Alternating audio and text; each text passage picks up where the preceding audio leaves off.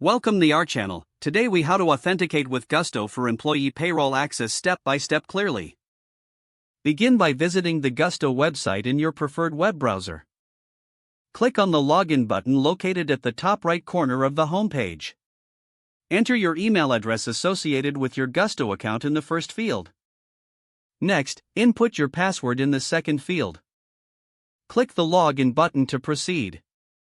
If you have two-factor authentication enabled, you will receive a verification code. Check your email or authentication app for the verification code. Enter the verification code in the designated field on the login page. Click Verify to continue. Once logged in, navigate to the Team tab on your dashboard. Select Employees from the drop-down menu. Find and click on the employee's name for whom you'd like to grant payroll access. Scroll down to the Permissions section of the employee's profile. Click on Edit to adjust permissions. Enable the option for Payroll Access. Review any additional permissions you want to assign. Click Save to apply the changes. You will see a confirmation message indicating that permissions have been updated. Log out from your account if you are done, or continue using the dashboard as needed. Your employee now has authenticated access to payroll within Gusto. If the page does not load, refresh the browser or try again in a private or incognito window.